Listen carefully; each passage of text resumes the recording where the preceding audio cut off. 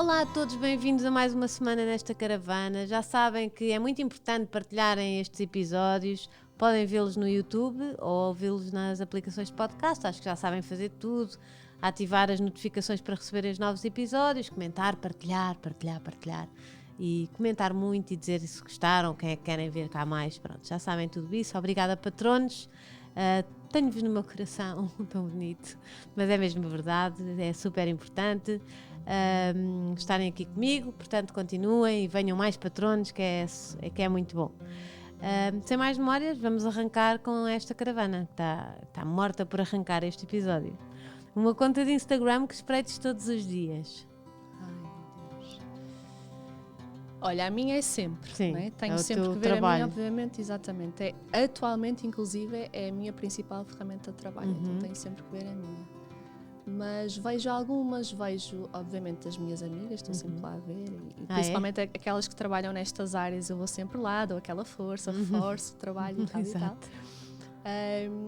Mas atualmente também te posso dizer, eu estou num processo mais de detox, sabes? De retirar uma série eu seguia 1000 e tal pessoas, eu acho que aquilo nem sequer aparece no meu feed, então estou a fazer limpeza, estou a deixar de seguir muita coisa, a ser cada vez mais intencional naquilo que eu escolho consumir, sabes? Nutrir aqui o meu tempo e a minha energia, então é raro eu ir procurar, até porque eu sou péssima para decorar os arrobas, sou terrível. Mas eu paro sempre em algo. Quando estou naquele nosso movimento, não é? De estar no mural, a puxar, swipe up. há sempre algumas que eu paro para ver o que é que estão a fazer. Olha, tenho duas, eu nem sei porquê sequer, mas são duas referências para mim. Sim. Catarina Furtado, eu paro sempre para ver o que ela está a fazer, porque acho que é uma mulher que me inspira, é assim uma figura, não só a nível profissional, mas a forma como ela usou o trabalho dela para se posicionar, enfim, na defesa dos direitos humanos e com a associação dela, né? Então eu paro sempre para ver o que é que a Catarina está a fazer. Sim. Há outra mulher que também é uma referência para mim, também não sei porquê, que é a Cláudia Raia, não sei se tu conheces, a atriz brasileira. Eu acho que ela é assim, é uma mulher com um poder pessoal tremendo e também me inspira, então sempre que ela me passa ali no mural eu também paro sempre para ver. Eu ela não sigo, eu vou espreitar. É fabulosa, ela é fabulosa. E pronto, tem assim uma outra pessoa que me inspira, que eu mais uma vez também nesse movimento paro para ver, mas atualmente eu estou numa fase mais de deixar de seguir, de escolher o que é que eu quero ver e de... Às vezes uma pessoa te segue só porque, pronto, ou é porque é conhecido, ou porque isto, ou porque nos chegou e não sei o quê. E porque numa altura da tua vida te interessou e agora deixa de interessar. Ou depois às vezes até te irrita e estás ali todos os dias a irritar-te. Exatamente. Um cheiro da tua infância. Um cheiro da minha infância. Olha, cheiro de terra e de asfalto molhado, sabes? Alcatrão molhado. Sim. Porque toda a minha infância, assim, as minhas férias, olha, foram sempre passadas em campismo. Sério? No início era sempre tenda. Então estás aqui super à vontade na caravana. Completamente. Eu nunca passei férias de hotel. Eu não sei o que é passar férias de hotel. Não sei. Desde que eu me lembro de ser gente, inclusive a minha mãe diz que eu ainda andava de fraldinhas e já íamos acampar de tenda mesmo. Depois mudamos para aquelas tendas que eram mais módulos, depois para bangalôs. Mais tarde os meus pais, assim, a precisarem de um pouquinho mais de conforto, atenção, não foi para o hotel, mas um pouquinho mais de conforto, compraram uma caravana e fizemos muitos anos de férias. Olha, então estás caravana. mesmo em casa. Estou em casa, sim, estou em casa. E esse cheiro da terra, do campismo, da terra e do asfalto, porque as estradas quando ficam molhadas também têm aquela mistura. E é um cheiro que me é muito, muito casa, muito familiar mesmo. Hoje, se eu sinto esse cheiro, remete-me logo, imediatamente para as minhas férias de infância. Sempre. Giro. O melhor conselho que te deram?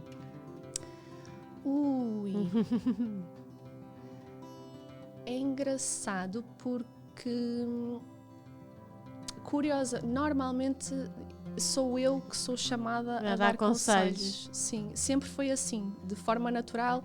Até pessoas que eu não conheço passam por mim na rua e há aquela coisa nos autocarros, sabes? Eu sou sempre a pessoa que fica a ouvir. Exato. Sempre. Olha, se calhar vais ter um podcast, que eu também sou essa pessoa e disseram abre o podcast tipo consultório. Eu atraio tu essas fazes pessoas de outra maneira, não é? Para a minha vida, com certeza. E então sempre fui eu muito chamada para porque sempre foi muito moderadora, sabes? Uma pessoa muito... que conseguia muito ver todos os lados envolvidos, então sempre foi muito chamada para balança. isso. Sim. Não sou. Sou sagitariana. Sim.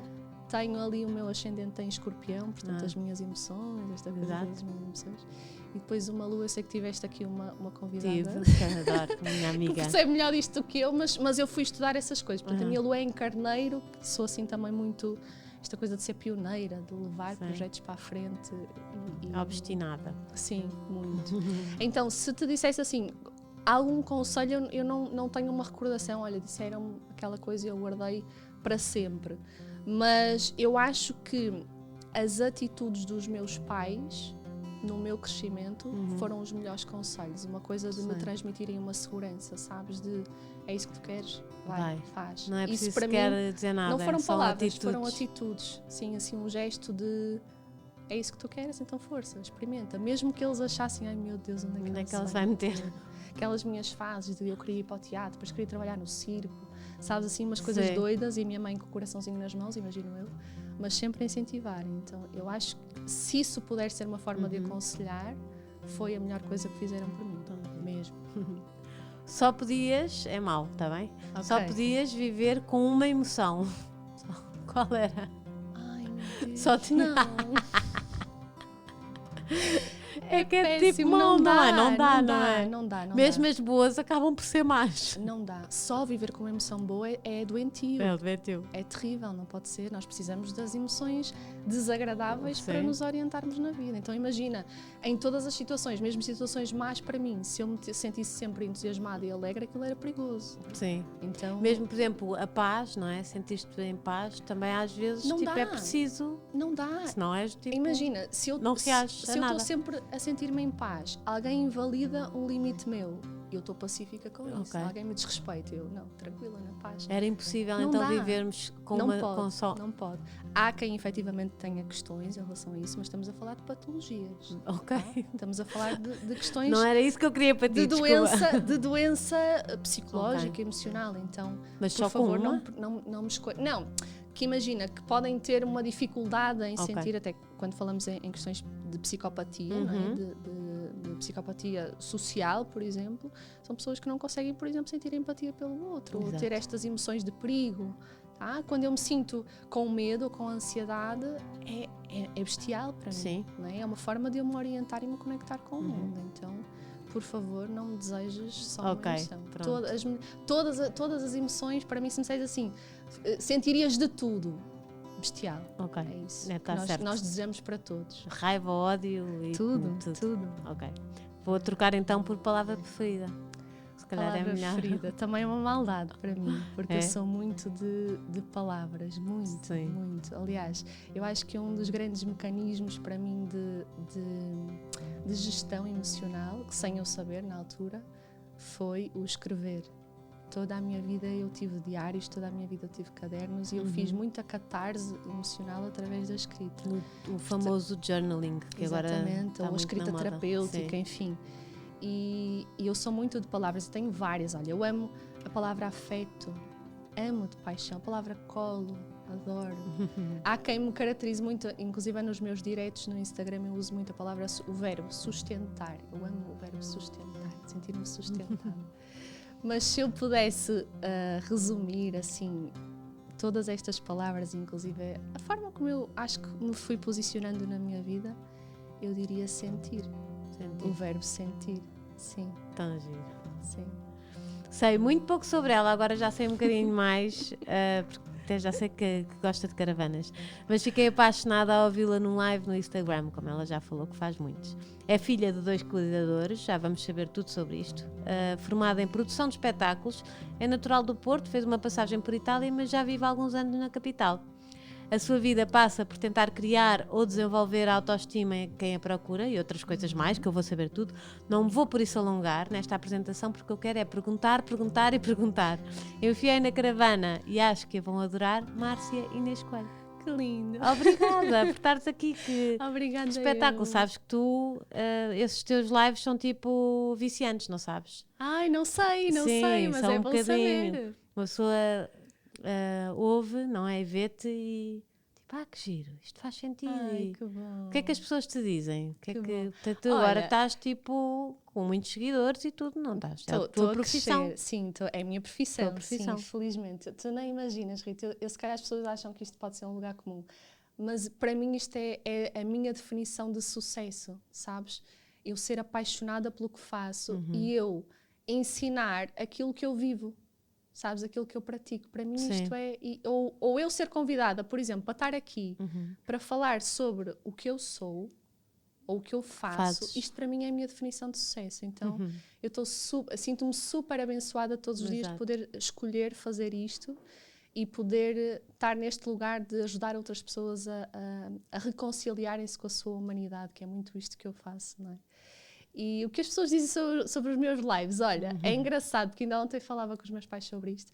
Eu acho que a maior das aprovações que eu procuro é daquelas duas figuras. Sim, e exato, a partir do momento em que eu comecei a assumir isto, não só para mim própria, mas para eles também, dizer eu quero a vossa aprovação, quero a vossa validação, foi o momento em que eu mais me senti próspera na vida, sabes? Deixei de fugir desta coisa de não, eu não quero saber. Claro que quero. Eu quero que os meus pais sintam orgulho, quero que os meus pais... Não que os meus pais concordem. Não que eles digam, eu concordo que faças isso. O tempo todo contigo, sim. Não é isso, mas é de validarem. Filha, é isso que tu queres, é isso que te faz feliz, é isso que te realiza. Então, ouvir, por exemplo, a minha mãe diz que fica deliciada quando eu noto que ela entra, e se tu vis os meus lives desde o início, normalmente quando a minha mãe entra assim, olha a minha mãe, ela diz assim, a filha, parece o Presidente da República. És filha única? Não, tenho uma irmã mais velha.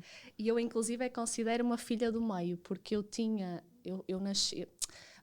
eu fui irmã gêmea, tá?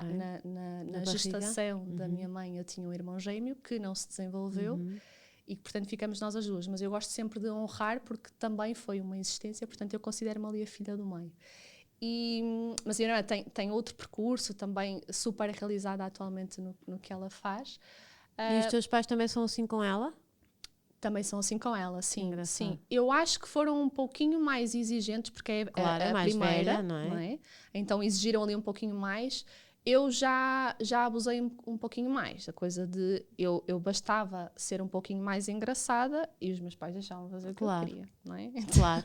Os mais novos têm sempre aqui umas ferramentas muito, muito interessantes de conseguirem levar a água ao seu moinho. Mas isto para dizer que... E se tu tens aí o carneiro... Tenho, sim. Ajuda-te. Sim, exatamente. Então eu procuro muito esta validação. Adoro quando meu pai diz, olha, adorei a forma que tu falaste, agora compreende-se muito melhor. Quanto mais tu estudas, mais tu consegues explicar. Isso é tão espetacular. Isso dá imensa confiança se tu cresceste não é? Nesse ambiente. Isso dá uma confiança gigante à criança, não é? Com certeza. E depois o que eu mais sinto e que me motiva também, de facto, a fazer estas lives todas as semanas, não é? Eu quero, de facto, ensinar coisas de valor, não é só fazer uma live, não é? Para estarmos ali a conversar. Eu, de facto, quero ensinar coisas e o que mais me motiva é receber mensagens privadas e dizer, Márcia, só com isto eu já me autorizo a chorar, por exemplo, que é coisa que muita gente não se autoriza, não é? Reconciliar-se com o seu choro. Eu já me autorizo a aceitar a minha raiva quando estou com raiva. Eu já me autorizo a ser imperfeita. Quando eu ouço isto, para mim é música para os meus ouvidos. Autorizar-me a ser perfeita. Porque as pessoas são super exigentes com elas própriras, não é? Eu também sou essa, tipo, eu sou imperfeita, não faz mal, está tudo bem. E eu sou muito carinhosa comigo. Mas e às vezes também não é muito bom, podia ser um bocadinho mais dura em algumas coisas. Mas acho que vivo melhor a comparar com pessoas que eu conheço que estão sempre a punir. E eu estou sempre tipo, mas não faças isso a ti própria, o que é que estás a fazer? Exatamente. Mas é uma coisa que se trabalha, não é? Com certeza. E a maioria de nós não tem sequer consciência das vozes que nós temos internamente todos os dias a massacrar-nos, a dizer eu não consigo. Fora as exteriores. E nós apropriamos, sim, aliás. Exatamente. Muitos de nós, na nossa infância, tivemos algumas dessas vozes, não é? Não faças, não é? Não chores, ou isso é feio. Um homem não chora. Um homem não chora, ou uma menina tem que ser agradável, tem que ser boazinha, não pode dizer que não é? Olha o que isto significa. Não, eu muitas vezes uso muito esta expressão, eu sei, eu não quero estar aqui a levantar temas fraturantes, porque eu não sou mãe, tá? E isto é importante de dizer. eu respeito cada vez mais. Eu acho que todos os dias eu honro quem é mãe, porque eu acho que é a função mais difícil. É muito dura. Mais é boa, desafiante. É a melhor do mundo, mas queres um cafezinho? Não, chazinho? Bem. Obrigada, estou bem. Não queres? Posso tirar um cafezinho para mim? À vontade. Eu acho que é das funções mais desafiantes para o ser humano, mas também tenho que dizer isto, que é uma convicção minha, muitas vezes repressão foi utilizada como educação e é utilizada como educação. Estamos um bocadinho melhores, mas... Estamos cada vez melhores e há cada vez mais consciência, até através desta parentalidade consciente, claro. Não é? Que tem sido ensinada e trazida ainda bem, da própria inteligência emocional. Mas muitas vezes tem sido utilizada esta coisa de a criança começa a chorar, não chores, ou sentir raiva é feio, não é? Esse comportamento de raiva é feio. O que é que isto é diferente da educação? Porque quando eu reprimo uma criança, eu estou a retirar-lhe a capacidade de ela utilizar aquelas emoções na sua vida. As tais que são todas boas. Exatamente. Que todas vão ser importantes. Aquilo que eu te dizia. Então, se uma criança não aprende, ou aprende a reprimir a sua raiva, significa que um dia, por exemplo, em que alguém o desrespeita ou ultrapassa um limite, eu não vou saber utilizar ou não posso manifestar a minha raiva naquele momento. Tá? Então, repressão muitas vezes do choro, da raiva, de certos comportamentos. Não é? Eu tenho que ser boazinha, eu tenho que ser agradável, não posso dizer que não é? Que isso é feio. Sim, então, essa repressão não ensina as crianças, e obviamente depois nós quando falamos de crianças estamos a falar de indivíduos. Não é? Não nos podemos esquecer que estamos a formar adultos. Acho que é a difícil tarefa de ser pai, não é? Porque eles também precisam de alguns limites e eu acho que é muito importante também para as crianças, não é? E então onde é que tu paras? A grande questão aí é, muitas vezes os pais que também foram crianças, e nós não nos podemos esquecer que às vezes que também tiveram isto, não é? Porque isto é cultural, isto acaba, se tu fores para, sei lá, para aqueles países nórdicos, são muito mais abertos à parentalidade positiva, já o vem há muitos anos. Nós estamos a iniciar este processo agora. Exatamente.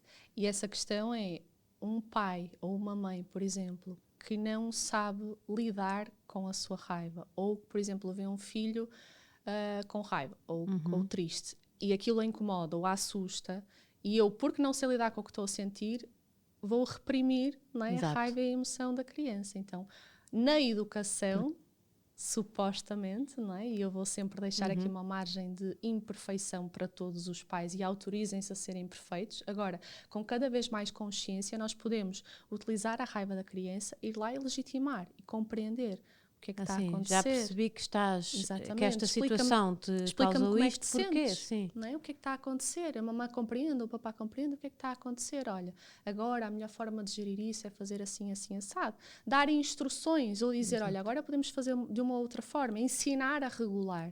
Não é? Porque eu digo muitas vezes isto, nós todos nascemos com emoções básicas e inatas, ou seja, o bebê, e se vocês virem as expressões dos bebés, eles conseguem ter uma expressão facial de tristeza, de raiva, não é? E de alegria, conseguem manifestar nas nossas expressões faciais. Todos nós temos essa capacidade de sentir estas emoções básicas. Agora, nós não vimos com a capacidade de regular as nossas emoções. Nós precisamos do adulto que cuida de nós para nos ensinar a fazê-lo. Ok, voltamos à tua profissão, que é, se o adulto não souber regular para ele, não vai saber regular para os filhos. Exatamente. Nem para os filhos, nem para ninguém à volta. Porque nós podemos regular as emoções dos outros ou influenciar. No sentido de, imagina que tu agora tinhas um acesso de raiva. Está aqui no meio. Imagina que eu agora estou aqui com um acesso de raiva. Contigo inclusive, não, coitadinha. Mas qualquer situação. Eu, do meu lado, eu tenho um papel. Eu posso perceber, ok, fazer uma espécie de uma previsão da evolução da tua evolução emocional. Então, pensar assim, se eu fizer isto vai aumentar ou vai diminuir?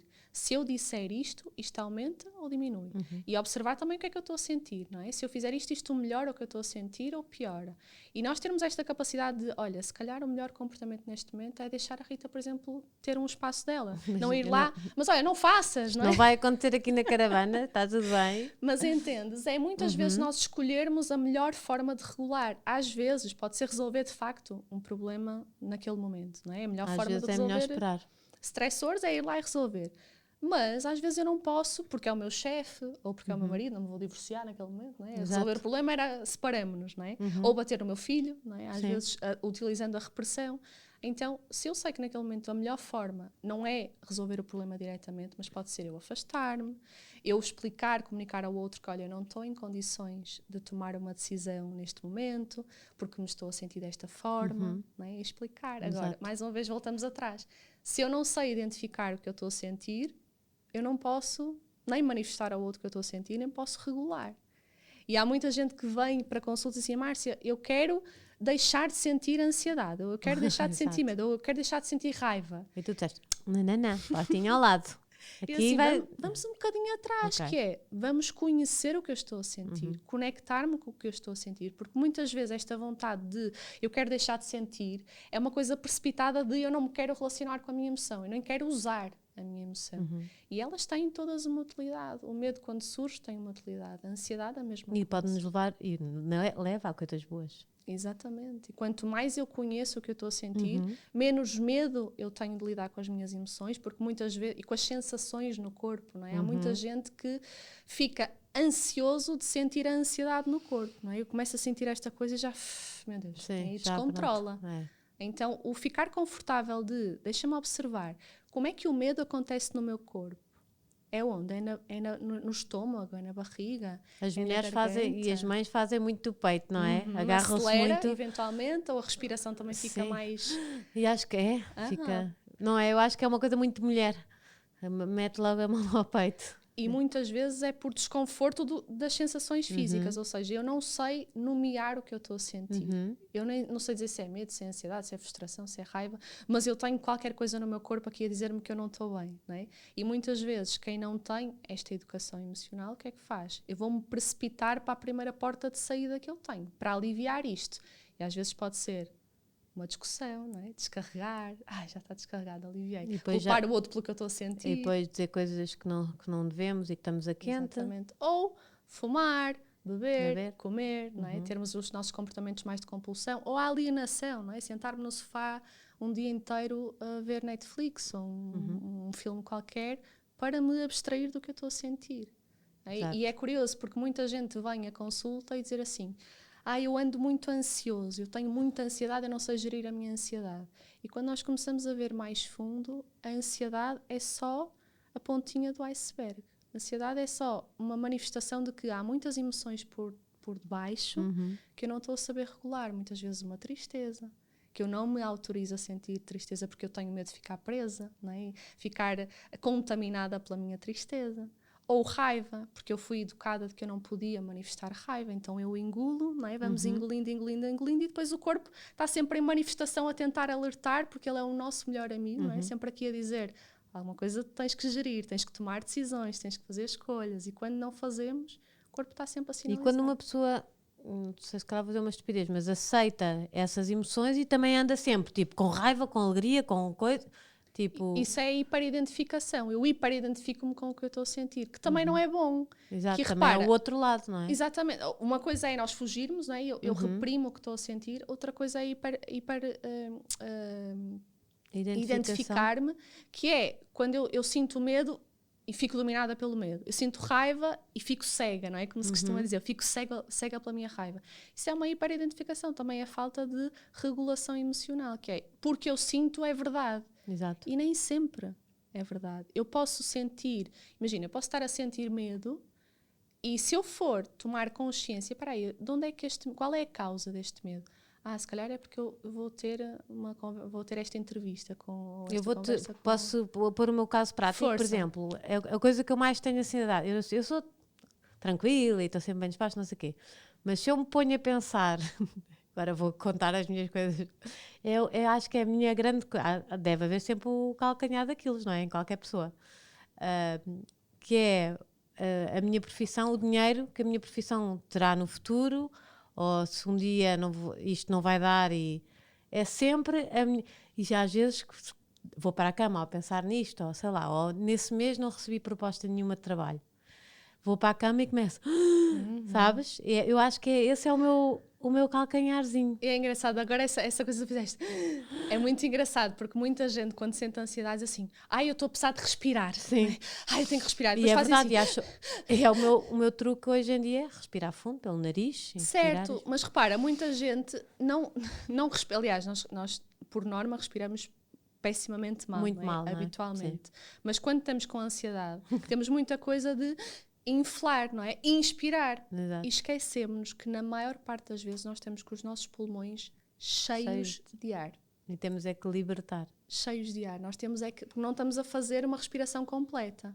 Não é? Estamos Exato. a inspirar e depois não expiramos. A respiração é espetacular, porque até há várias formas de respirar que te dão. Umas dão-te energia, outras dão-te mais calma, tipo essa a expiração mais lenta.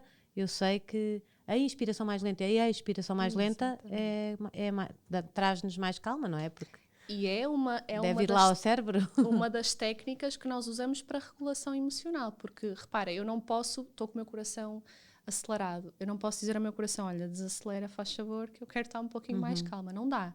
Mas a respiração ajuda-me a desacelerar o meu coração se eu quiser, precisamente fazendo isso. Se eu inspiro calmamente, pode ser contando até 4, e expiro pela boca, também contando até 4 ou até 6, dependendo da capacidade de cada um. Eu estou a informar o meu cérebro que está tudo bem. Exato. É porque ainda para mais é ridículo, porque eu não há maneira de eu saber se para o mês que vem vou ter trabalho ou não há maneira de saber. Por aí isso, o que se passa, Rita, são duas coisas, que é, eu não tenho só que regular a minha emoção. Primeiro, eu preciso notar, é o quê? É ansiedade? É frustração? Também pode ser uma frustração. Por exemplo, eu não recebi uma proposta, não, eu acho que é mais medo de não sustentar os meus filhos, não perder a casa, comece logo, não sei o que, estás a ver? Esse é o ponto, que é, eu não regulo só a emoção que eu estou a sentir naquele momento. Eu regulo os pensamentos automáticos. É, depois aquilo vem tum, parece uma maluca. E eu não sou essa. Não saímos dali. Mas dali... O que acontece é, quando eu noto que eu estou a sentir ansiedade ou medo, eu tenho sempre que ter a consciência de que a minha emoção influencia os meus pensamentos. Ou seja, o tipo de pensamentos que eu vou começar a ter se eu estou a sentir medo vai ser à procura do problema. Não é? Ou ansiedade, por exemplo. Então eu também não posso confiar na minha mente quando eu estou com uma emoção muito presente. Porquê? Porque ela vai empolar o problema, vai criar o pior cenário possível. Não é? Então se eu sei que, ok, tranquilo, eu sei que eu estou a fazer a respiração vai apagar um bocadinho a nossa mente, não é? Exatamente. Vai adormecer. Vá. E vai nos dar espaço, eu costumo dizer, eu chamo-lhe a pausa sagrada, que é dar um espaço entre os gatilhos emocionais e a nossa resposta, não é? O nosso comportamento. Se eu noto, e a grande questão é aqui, é que a maior parte das pessoas não nota os pensamentos automáticos, não é? Está desconectada. Estou a pensar coisas e nem sequer estou a perceber que eu estou a relacionar, porque se calhar da outra vez não tive aquela proposta de emprego, ou se calhar no futuro já não vai haver isto. Enfim, começamos a saltar, não é? Entre passado e futuro, e estamos desconectados do que está a acontecer aqui. Mas se eu noto que eu estou a ter um pensamento automático de eu não vou deixar de ter trabalho, ou eu não vou poder sustentar os meus filhos, e depois eu vou ter que, sei lá, vender a minha casa, enfim, aqueles problemas todos. Eu vou para a caravana, se calhar até a caravana tenho que vender, não é? Esses pensamentos automáticos eu tenho que os desconstruir, enfraquecer, como eu costumo dizer. E muitas vezes para enfraquecer é notar os erros cognitivos, que é onde é que eu estou a ver só preto e branco, ou tudo ou nada, não é? Quando nós começamos com aquela coisa, ninguém gosta de mim, ou ninguém gostou, não é? Podem ter havido 99% das pessoas a amar, houve aquele 1% que não gostou, e ninguém gostou, não é? Ou toda a gente... Nunca fui amada. Por exemplo, toda a gente faz assim. Estas generalizações ou omissões de informação, ou quando nós maximizamos os aspectos negativos e diminuímos os positivos, não é? Muitas vezes nós vamos a avaliar a situação, olha, mas isto foi tão positivo e tiveste estas respostas e tiveste estes sucessos.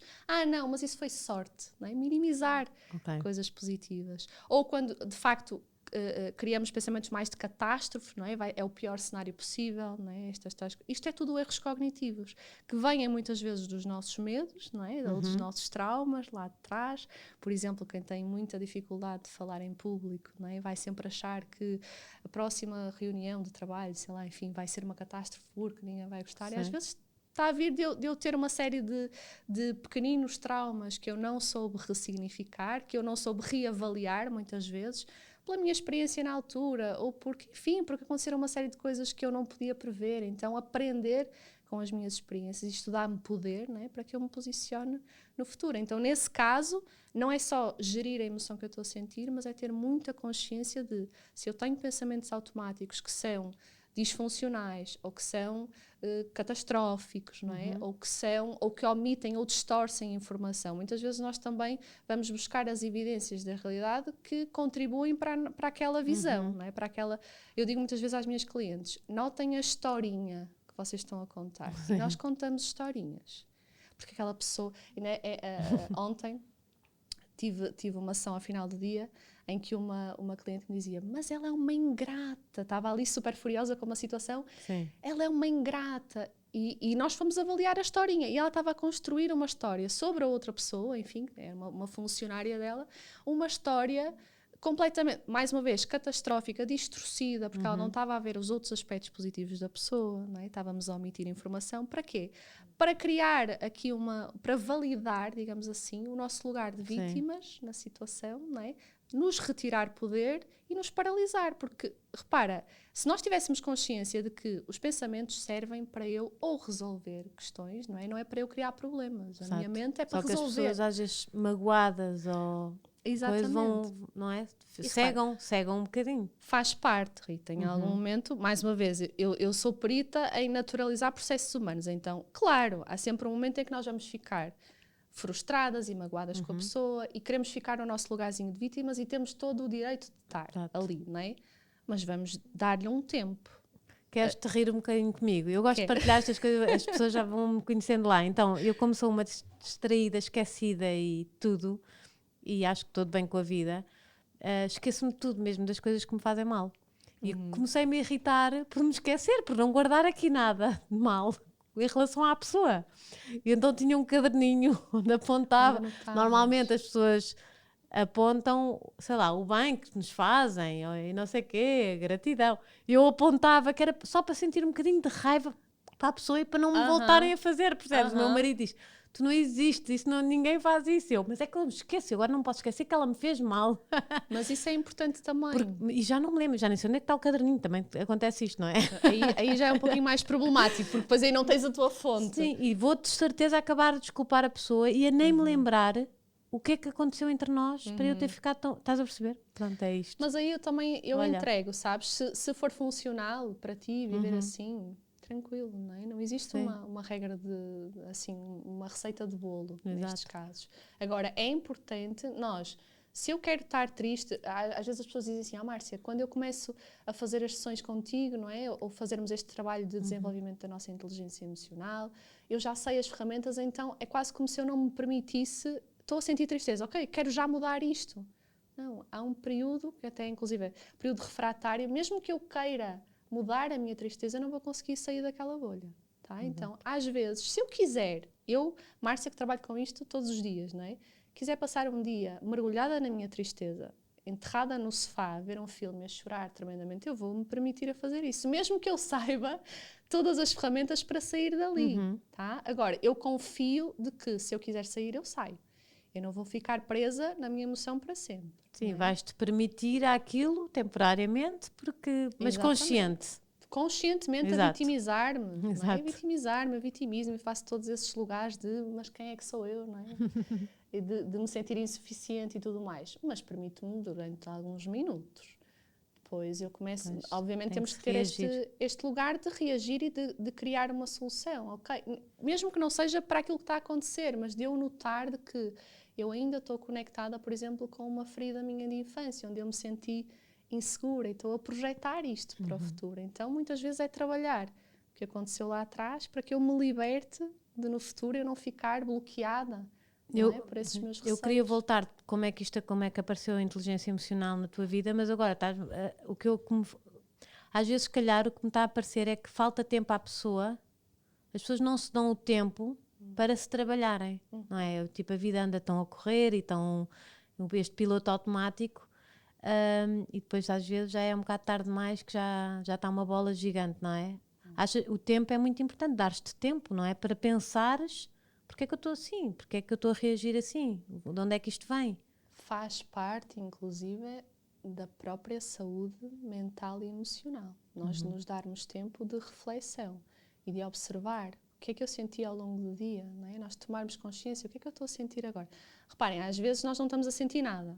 Também temos lugares neutros, não estamos sempre a ter emoções, não é? Nós temos emoções quando, no nosso contexto, alguma coisa é considerado relevante. Se é relevante, eu tenho uma emoção, seja ela agradável ou desagradável, não é? Se não é relevante, aquilo não me está a gerar emoções e está tudo certo.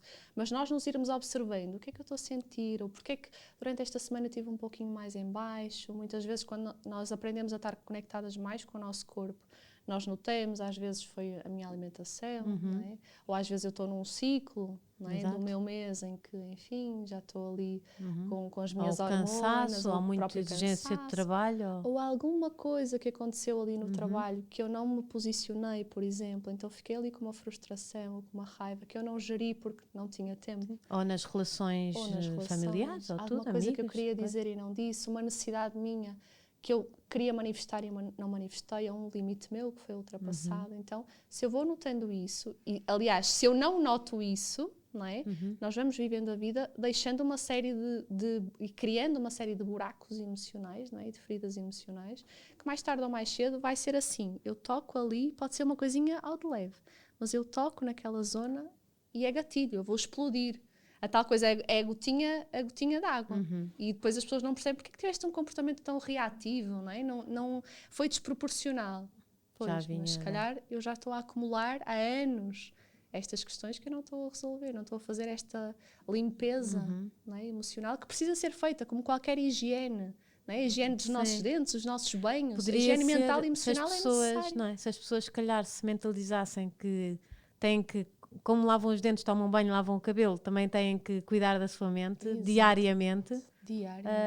Se calhar resolvia muitos destes problemas que há hoje em dia, que a saúde mental está como nunca teve antes, ou é de mim? Como nunca teve antes, Rita. Eu ainda este fim de semana, numa das aulas que estava a dar num programa meu, que é de inteligência emocional, mostrava um gráfico, que foi assim, o estudo mais recente que eu encontrei, que ele é 2018, mas um gráfico onde Portugal está em 5º lugar em problemas de desregulação emocional, falando em transtornos de ansiedade, depressão, de abuso de substâncias, né? Portanto, drogas, álcool e por aí fora. Estamos em 5º Como lugar. É que é possível neste país à beira-mar plantado, como se diz? Eu acho que é muito por esta, também é cultural, não é? Esta coisa de nós vivermos as nossas emoções como da se saudade assaltados. Não é? Eu sou assaltada por esta tristeza, eu não posso fazer nada. Não é? Que é aquilo que eu estou a sentir. Pelo contrário, as nossas emoções conectam-nos à vida, conectam-nos às nossas relações. Nós tomamos decisões na vida por conta das nossas emoções. Então, se eu sinto tristeza, ela está-me a sinalizar, por exemplo, uma perda. Não é? Então, eu perdi alguma coisa. E, normalmente, qual é a função, por exemplo, dando este exemplo da tristeza, qual é a função da tristeza? A função universal é pedir ajuda. Tá? E a maioria das pessoas não tem consciência disso. Eu estou triste, a função da tristeza é pedir ajuda, quer seja a outros, não é? Sinalizar, ei, estou triste, preciso de um colo, preciso de conforto, ou de um pedido de ajuda para mim própria, que é, perdeste alguma coisa, dá-te tempo para fazer o teu luto, para gerir. E o que é que nós fazemos? Não tenho tempo, não é? Tenho que seguir, vamos embora. Ou então mesmo não quero fazer este luto. Ou não quero, não sei, tenho medo. Sim. Porque muita gente tem medo de sentir tristeza, estou preparada. De se tornar depressivo, não é? Depressão e tristeza não são a mesma coisa. Tristeza é uma emoção saudável. Ok, se Portugal fosse... se os países fossem tipo uma fase de um ser humano, se calhar Portugal, nós somos uma criança a lidar com a inteligência emocional. Com certeza. Uma criança vulnerável, indisciplinada, irritada, muitas vezes birrenta. Como é que se diz? Sufocada também um bocadinho, porque não pode sentir... Altamente reprimida, e Portugal culturalmente tem muito isto, isso, não é? Da repressão das emoções. Até já me aconteceu, eu fiquei altamente surpreendida com isto, quando comecei muito a fazer sessões de terapia emocional, não é? De acompanhamento emocional individual. Há gente que tem repressão da alegria. Sim, sim. Não só de emoções desagradáveis, mas a alegria não pode ser expressa. Sabes que a minha avó era muito engraçada, tinha imensa piada, mas... Ainda havia muita divisão adultos, crianças, não é? Como hoje em dia. Tem coisas boas, tem coisas más. Tipo, por exemplo, os meus fins de semana hoje em dia são à volta dos meus filhos e antigamente eu fazia o que os meus pais... Pronto, e isso tem coisas boas, tem coisas más, porque também, em termos, por exemplo, de resiliência, acho que eu ganhei muito mais do que os meus filhos estão a ganhar e eu não me chatei de estar à espera, eles não sabem o que é isso. Pronto, portanto, não sou nada a dizer mal da geração, é o que é. Ainda bem, sim. Pronto. Isto para dizer que a minha avó dizia para nós, tipo, apaga-te.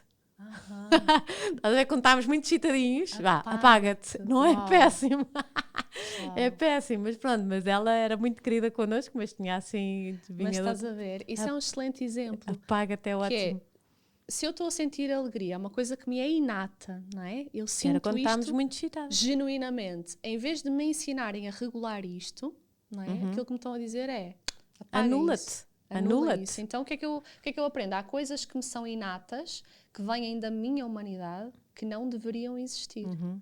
E há pessoas, de facto, que depois, sempre que sentem tristeza, não sabem... Tristeza, disparate. Alegria, não sabem identificar a alegria, ou não sabem manifestar, ou não sabem, de facto, conectar-se com ela. Então há uma espécie de um vazio. Porque se eu não posso sentir alegria, eu não me realizo. Não é? Porque ela também está ali para te mostrar. Conecta-te com a vida, não é? Celebra a vida. Essa mesma avó, a minha tia Rita, que era assim mais pevitada, era a filha mais nova... imagina, pedia para ir sair à noite e aquilo era muito lutado, não sei o quê, uma grande luta para ela sair à noite. A minha avó lá dizia, ok, vai sair à noite. E então, depois passava na casa de banho e ela estava tipo com uma amiga ou qualquer coisa, a arranjar-se. E a minha avó só gritava assim, estás muito excitada, já não vais. Exatamente. Então, a forma, como eu digo, não é educação, é repressão. Mas claro, foi assim que aprenderam. Não é? Assim, antigamente, muito menos tempo tinham para se dedicar às emoções. Aliás, era considerada até fraqueza, não é? Sim. Eu ser mais afetivo, por exemplo, ou manifestar alguma emoção, era fraqueza. O ser forte era anular tudo aquilo que eu estou a sentir.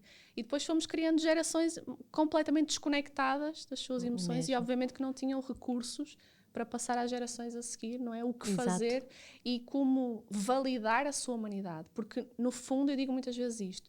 Eu acabei por escolher trabalhar com inteligência emocional e com saúde emocional, mas na base de tudo está uma reconciliação com a nossa humanidade, que é, as minhas emoções são a minha potência. Nós sabermos isto. Eu conectar-me com as minhas emoções é conectar-me com a minha potência humana. Saber que eu posso usar a raiva, posso usar o medo, posso usar... a inveja, por exemplo, muitas pessoas reprimem a sua inveja ou a mentira, não é? Um comportamento de mentir. Caramba, em alguns momentos pode ser super útil eu ter que mentir, não é? Faz parte da nossa humanidade. Tudo no seu contexto pode ser útil. Se eu reprimo, eu perco a minha potência. Se eu perco a minha potência, eu fico impotente no mundo, fico inseguro no mundo. Então, ensinarmos e aprendermos, e isso pode ser aprendido, é o grande benefício da educação emocional, é que eu não aprendo só na infância, não é? Pode ser aprendido em qualquer idade, mas a minha predisposição para aprender a regular as minhas emoções, a conectar-me com elas e a utilizar, é eu recuperar e resgatar o meu poder como ser humano. Não é? Sim, se tu te conheceres assim tão bem e as tuas reações assim tão bem, isso pode ser tudo jogado a teu favor, não é? E não descontrola. Exatamente. É isso? Eu, por norma, até digo assim, uma das primeiras coisas que nós aprendemos é identificar os nossos gatilhos emocionais, ou o que eu chamo stressores. Faz uma listinha dos teus estressores. Os estressores é o que é que te estressa? É, o que é que me estressa? Qual é aquilo que me tira do sério? Então, hoje, antes de começarmos, estávamos a falar de um stressor para ti, não é? Hoje, antes de avançarmos com o episódio. Toda uma coisa de casa, não é nada de grave e não posso fazer nada, portanto...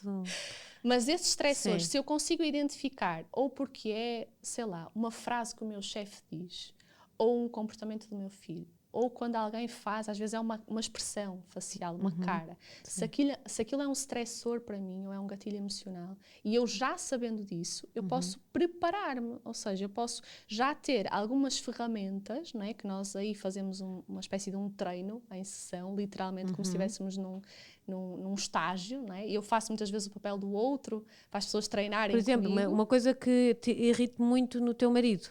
Por exemplo, pode ser assim uma coisa básica, mas tipo que não, aquelas que não consigo. Irrita-me profundamente aquele comportamento daquela pessoa. Sim. Se eu já sei que aquilo é um gatilho, eu não preciso esperar que aquilo seja ativado para depois querer reagir, porque se está ativado aquela raiva ou aquela frustração, na altura, se eu não tenho nenhuma ferramenta, Já perdemos. Então a ferramenta é, por exemplo, está uma coisa mínima, mas que te irrita muito. Podes, por exemplo, ir beber um copo de água.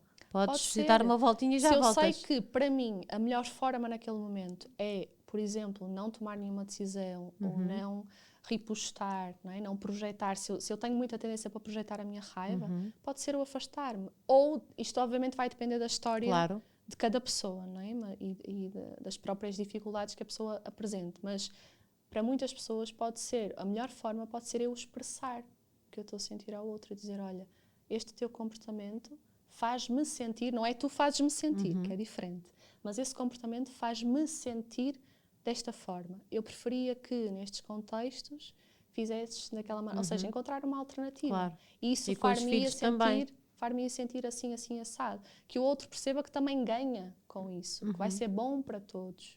Não é? Mas se eu não comunico essa minha necessidade, o outro não tem que adivinhar. E nós às vezes temos esta coisa, mas ele não viu a minha cara, que eu estava... Aquela coisa. E eles dizem, nem viram que vocês cortaram o cabelo. Nem que, portanto, eles não veem essa cara. Não veem, eu estou a falar dos homens e das mulheres. Exatamente, e mas há muita esta coisa. Eles são mais distraídos. Eles perguntam, o que é que se passa? Olha o Diogo ali a rir-se, não é, Diogo? São mais distraídos. O que é que se passa? Nada. Não se passa nada. Isso é das mulheres. Não se passa nada. Não se passa nada. Nós temos que aprender a manifestar as nossas necessidades. Olha, não gostei, ou estava à espera, ou fiquei frustrada por não teres visto, que eu arranjei o cabelo. Gostava que na próxima tivesse um pouquinho mais atento. Fazemos anos, não sei o quê, e não disseste.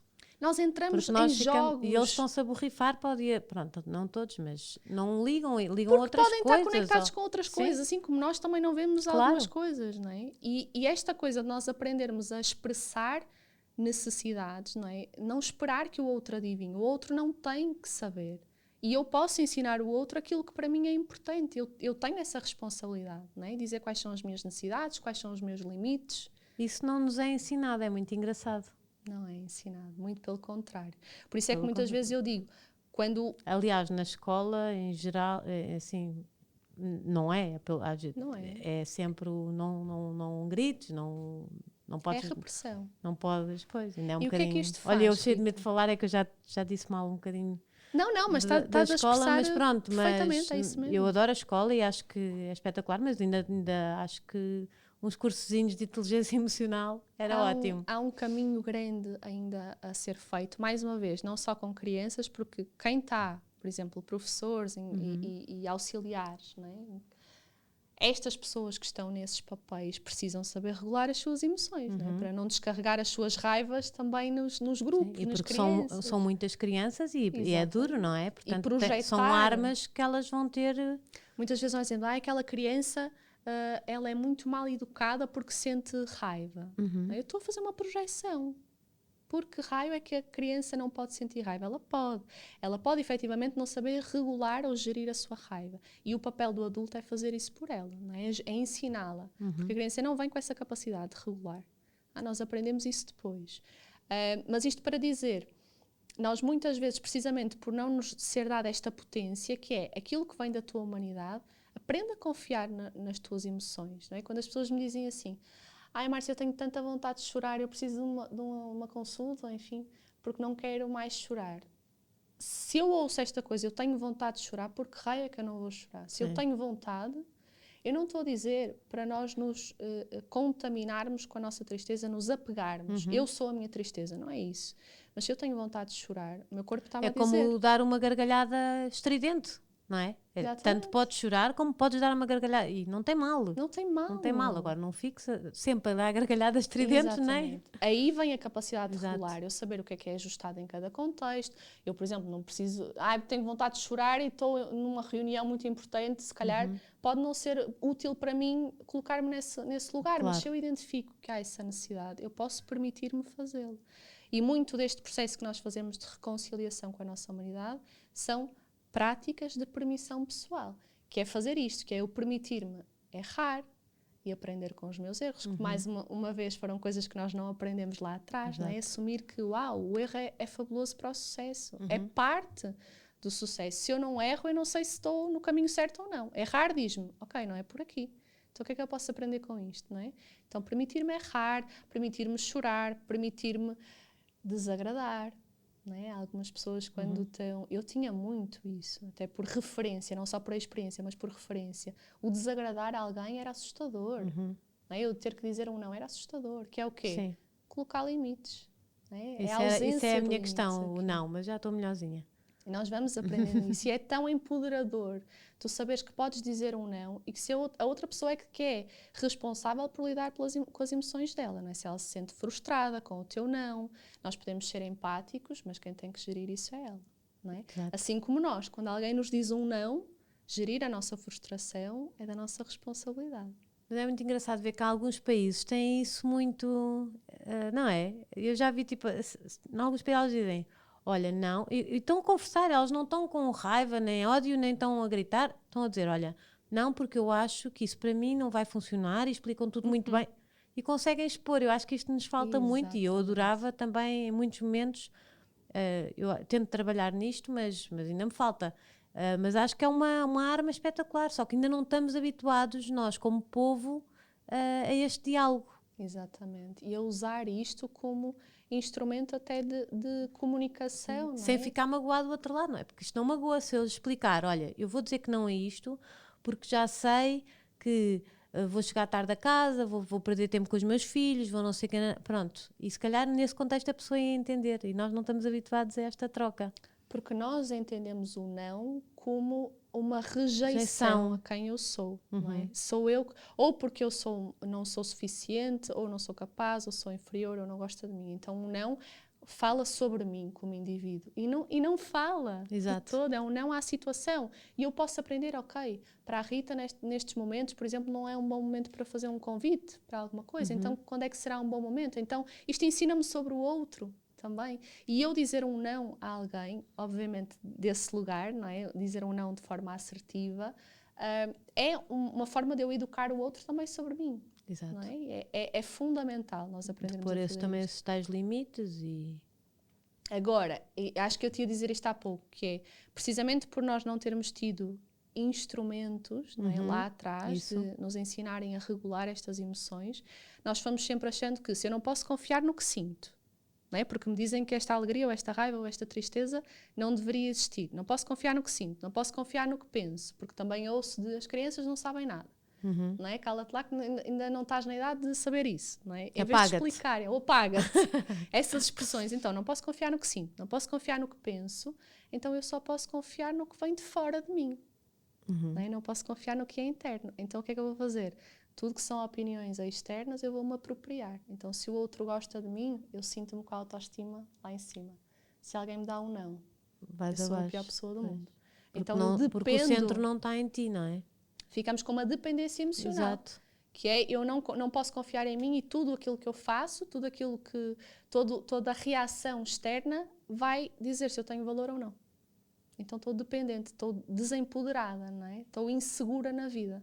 Porque estou sempre, dependendo das circunstâncias, vou-me sentir bem, não é? Ou vou-me sentir insegura e vou para as minhas zonas de conforto e por aí fora. Eu li alguma coisa que tu tinhas 5 instrumentos ou 5 ferramentas, não? Sabes que eu procurei na internet sobre ti, isso foi muito difícil. É um buraco, não é? Olha, eu tenho alguma, eu não sei se eventualmente isso foi alguma publicação, alguma coisa do género. Eu tenho algumas ferramentas que eu utilizo e, mais uma vez, depende muito da história da pessoa, não é? Porque se me vem uma pessoa, por exemplo, que tem uma condição de amor que é eu só me sinto válida ou só me sinto amada se eu for agradável, por exemplo. Então, com essa pessoa, há um processo que nós precisamos de fazer de começar a desagradar e sentir-se segura com isso, não é? E podemos começar por dizer alguns não, não é? Ou começar a tomar algumas decisões que sabemos que não vão ser concordantes com outras pessoas, ou começar a validar quando pedimos opinião a alguém e a outra pessoa diz não gosto, não concordo. E faz a mesma. Eu voltar para dentro e perceber, mas isto interessa-me, eu gosto disto, eu quero isto. Se quero eu vou fazer na mesma. Sabes? Então, para essas pessoas é isso, para outras pessoas que, por exemplo, que fazem depender o seu valor ou sentirem-se amadas de serem fortes, eu tenho que ser forte, dar conta de tudo. São as pessoas que carregam o mundo às costas, não é? Eu carrego o mundo às costas, eu dou conta de tudo. Estas pessoas também se abandonam, muitas vezes, não é? Porque querem fazer tudo e não pedem ajuda, por exemplo. Então, para estas pessoas, um caminho para se reconciliarem com a sua humanidade, é dizer, olha, às tantas, se eu pedisse ajuda agora, ia-me saber muito bem. Isso agora fez-me lembrar os cuidadores, que tu disseste que os teus pais eram cuidadores, os cuidadores são esses, não é? Exatamente. Que levam tudo, mas que também, na verdade, eles têm alguma coisa que querem curar, ou que precisam de curar, não é? Exatamente. Não sei se estou a fazer sentido, mas foi o que eu sempre ouvi dizer, que as pessoas que se colocam muito à disposição do outro é? também têm que fazer ali um trabalho. Exatamente. E os teus pais eram cuidadores, porque o teu pai era médico. Exatamente. Ele ainda trabalha, ainda é médico. É médico, giro. A minha mãe sempre foi cuidadora do mundo inteiro, sabes? Das próprias filhas, depois era das filhas das amigas e das funcionárias do colégio onde nós andávamos, e depois era das minhas primas, sobrinhos e por aí fora. Depois dos adultos começou a ser da minha avó, depois do meu avô paterno, agora da minha avó materna. Portanto, a minha mãe sempre teve esta profissão, cuidar. Exato. E é curioso que ela, mãe, beijinho para ti, porque eu disse... Beijinho também, que querida. A minha mãe, ela... Vais chorar? Ai, meu Deus. Não, mas sabes que a partir do momento que eu comecei... Aceita as tuas emoções. De cobrar... Olha eu a dizer para ti. Gostei deste papel. Se eu tiver necessidade de chorar, eu choro. Mas não, é uma emoção muito boa e muito confortável. A partir do momento em que eu deixei de cobrar aos meus pais, de uma forma geral, não serem humanos, porque nós queremos que os nossos pais sejam super-humanos, não é? Sejam perfeitos. Sim. Isso não existe. Existe enquanto somos crianças, porque nós só vemos aquele lado, faz parte, não é? Mas depois quando crescemos, deixarmos de ter esse estado de consciência infantil, não é?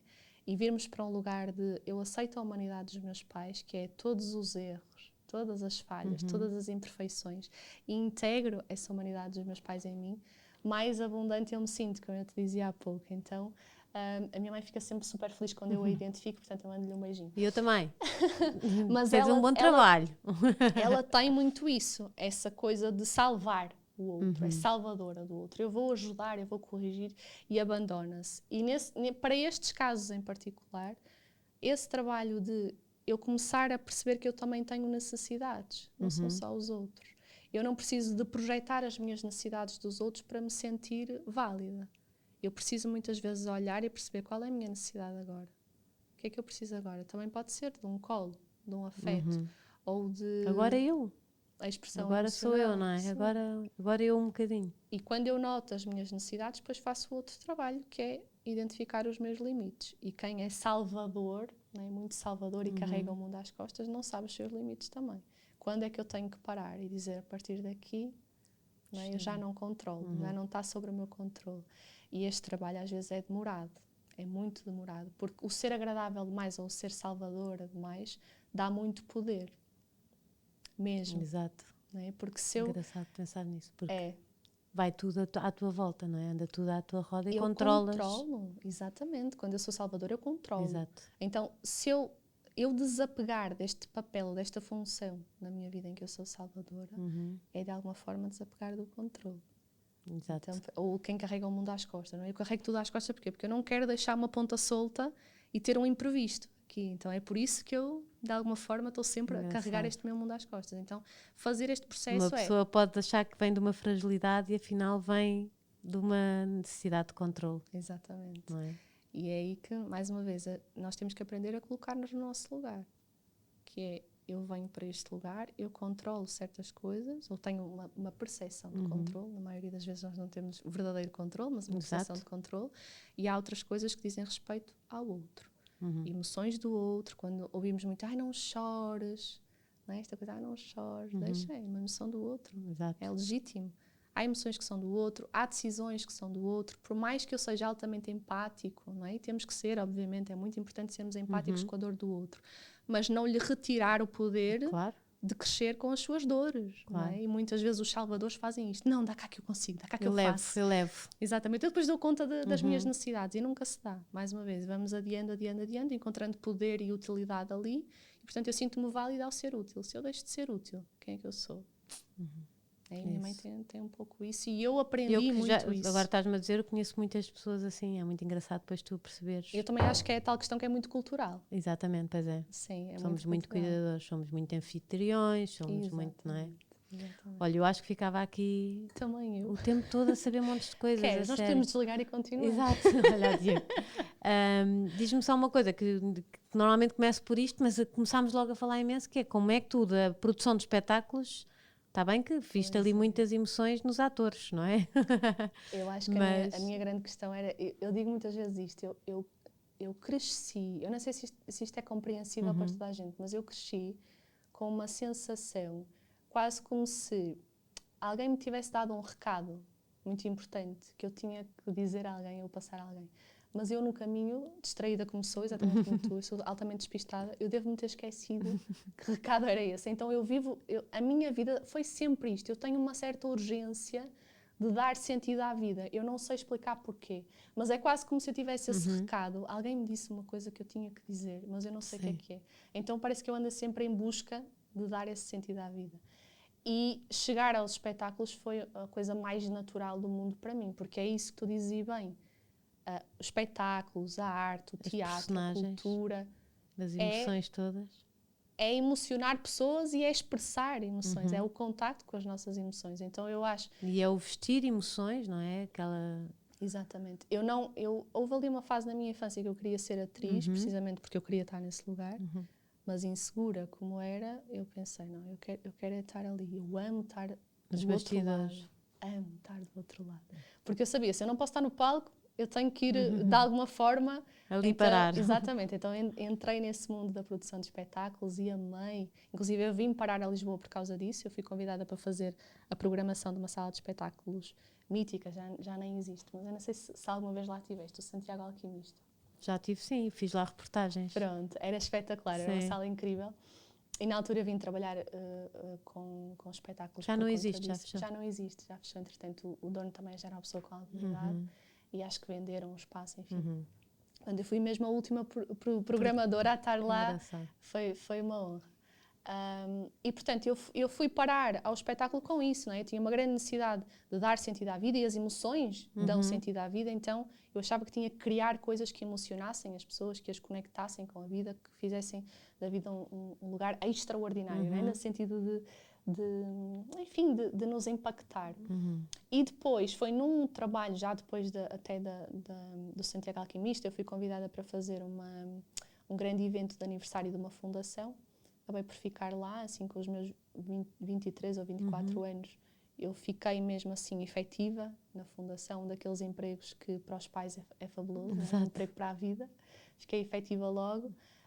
E num desses meus trabalhos, já nem estava muito ligada à produção, eu depois comecei a ser mais chamada para ficar a secretariar algumas direções e por aí fora.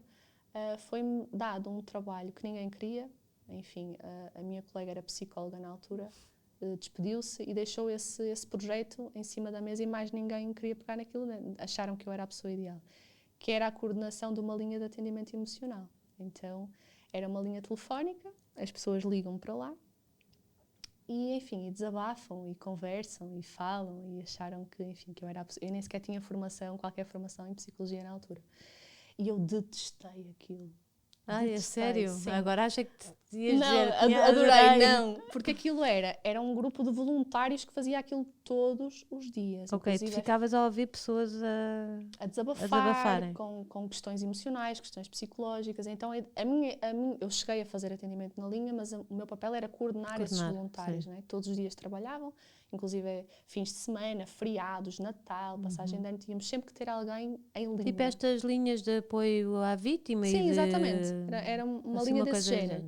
Mas eu não gostei, eu acho que não gostei da forma como o projeto estava estruturado na altura, tínhamos pouco orçamento, mas houve duas coisas que me deixaram desconfortáveis na altura, que haviam dois grandes tipos de pessoas que ligavam para lá.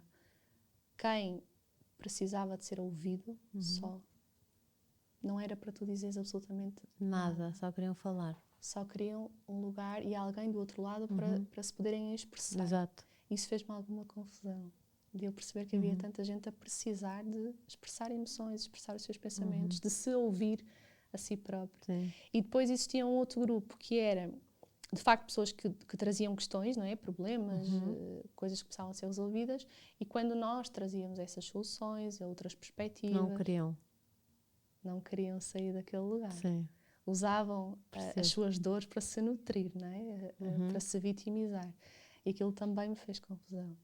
Então, mas confusão no sentido de curiosidade. Sim, de achar o que é que... Espera aí, está-me a bater aqui. Sim. Então fui estudar, comecei a estudar mais sobre programação neurolinguística, a perceber o que é que acontecia na mente das pessoas. Fui estudar mindfulness, fui estudar psicologia positiva. Então comecei a tirar uma série de formações e a escrever muito, porque eu voltei a resgatar, não é? Esta minha coisa da escrita, a escrever muito para esses voluntários. Ou seja, nós criamos à segunda-feira ali uns textos motivacionais que falavam sobre as questões das pessoas, falavam sobre os nossos sentidos. Aquilo teve alto impacto.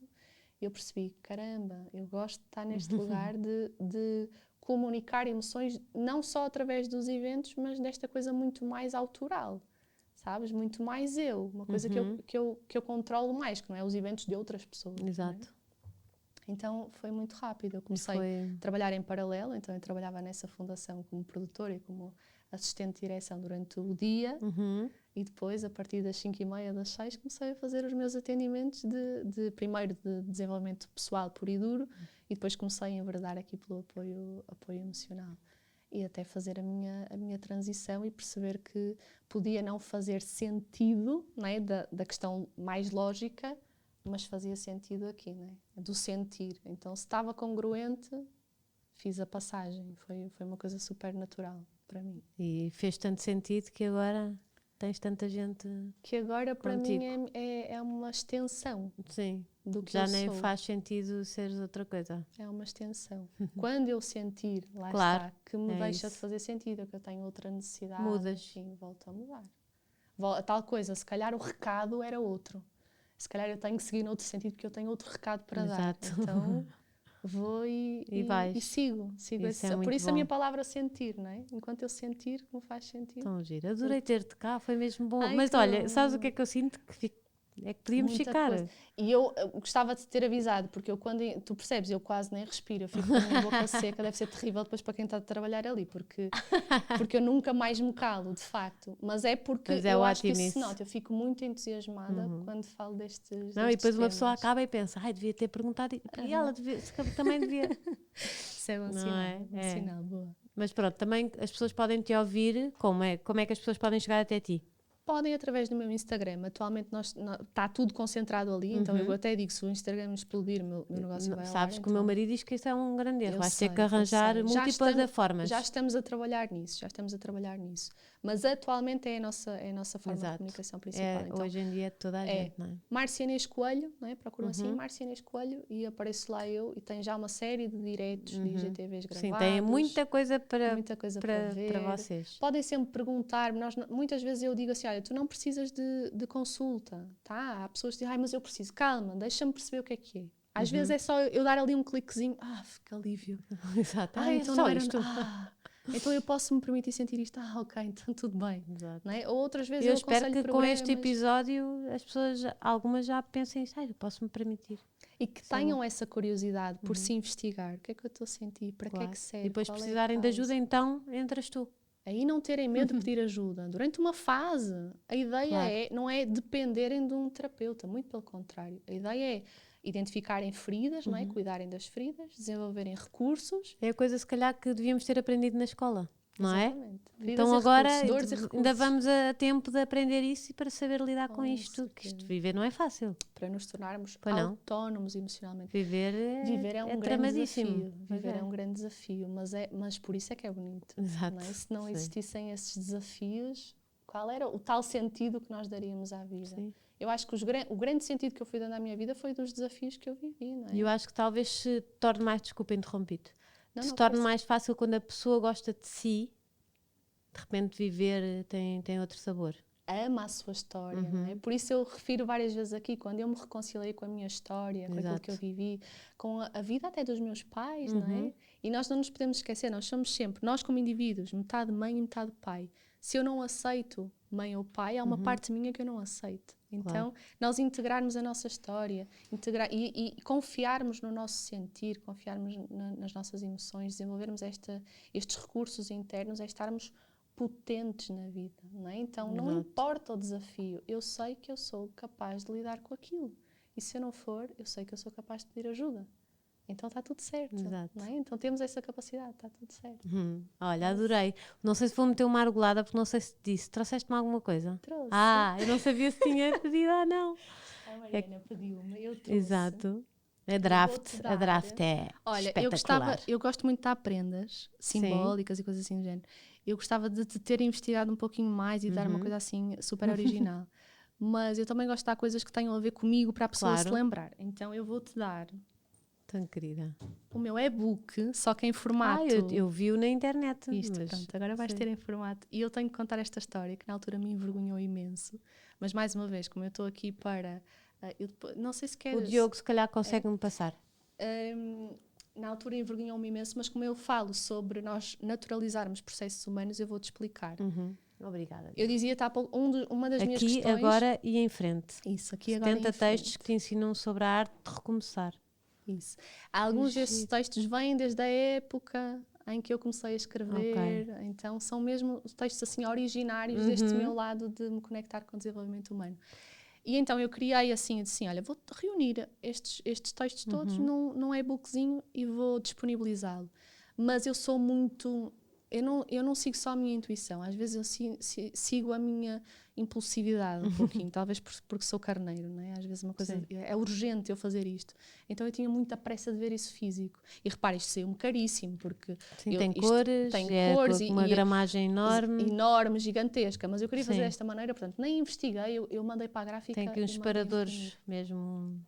grossos. Está espetacular. Foram lindo. Umas 10 edições que eu fiz impresso para dar às minhas pessoas amigas, não é? O resto era tudo disponibilizado em e-book. Ou seja, estou perante uma relíquia. Pouquíssimas pessoas têm esse documento. Estou super emocionada. Mas repara a história disto. Eu tinha tanta pressa que eu mandei para a gráfica e fizeram aquilo super rápido. Eu fui lá buscar, fiquei, chorei e tal. Quando eu abri, Rita... A minha desilusão. Então? Eu não mandei o documento corrigido. Original, o último. O já corrigido. Sim. Portanto, há algumas gralhas. Isso é tão bom, mas isso é a imperfeição. Isso é a imperfeição. Por isso é que eu achei importante dizer isto, tá? Então, há uma ou outra, tá? Mas pronto, eu achei... Mas sabes que eu gosto disso. Gostas? Eu às vezes aqui no podcast falho e não sei o que, peço eles para não cortarem. Mantém, porque faz parte. Porque eu gosto de passar essa imagem para as pessoas não quererem ser perfeitas, exatamente. Não é? E, portanto, olha, acho que ainda tem mais valor. Pronto, e é isso. Adorei, já tenho... Olha, hoje a ver se vou ler, que é para ver se me acalmo com aquelas chatices que estou a ter em casa. Não é nada de grave, é casa, é obras. Faz parte. É focar na solução, não no problema. Exato. Não é? Se eu tenho soluções, o que é que depende de mim? É focar no que depende de mim. O resto entrega. A vida faz. É isso. Olha, adorei. Olha, obrigada, foi mesmo bom. Ficava aqui a tarde toda. Que bom. Beijinho, obrigada. Beijinho, boa semana, beijinho. Portem-se bem, já sabem, aqui agora e em frente. Está bem? Beijinhos.